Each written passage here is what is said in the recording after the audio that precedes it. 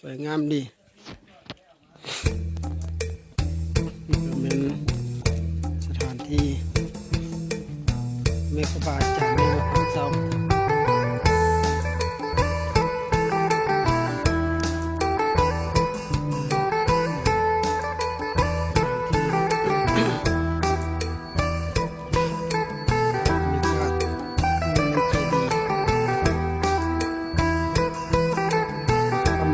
องศาเนาะยามเช้า16 องศา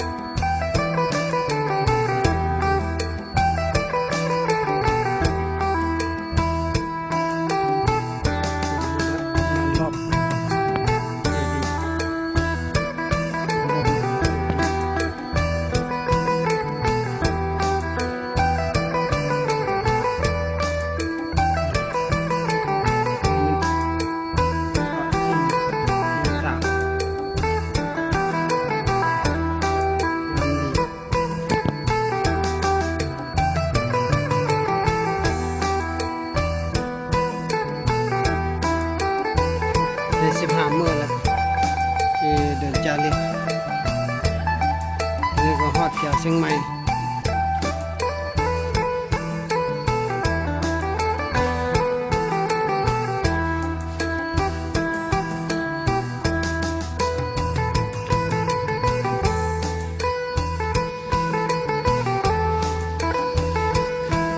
เมฆบาใจกำลังจัดข้าวจัดของ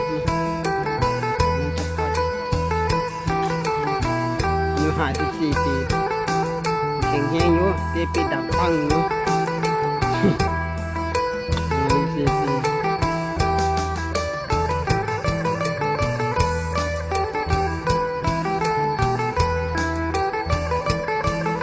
นี่ก็มาใหม่นี่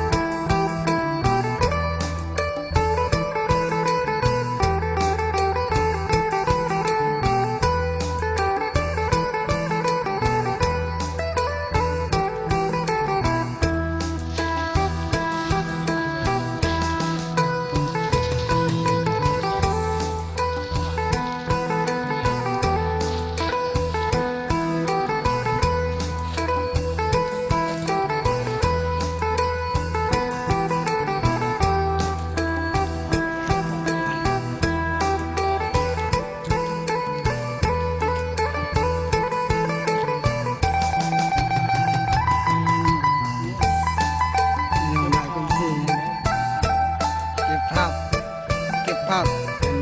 ทางเหนือเป็นทางสุดท้ายภาคเหนือ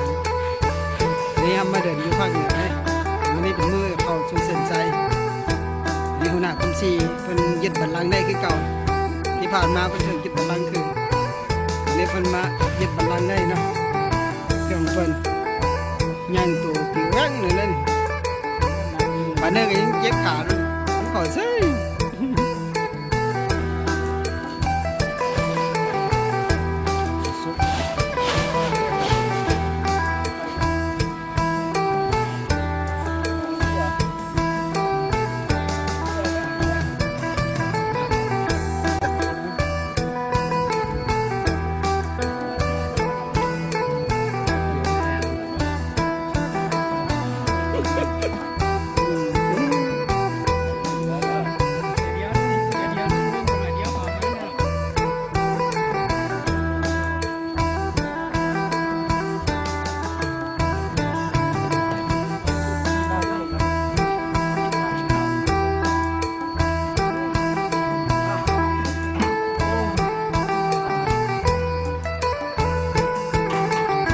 สุข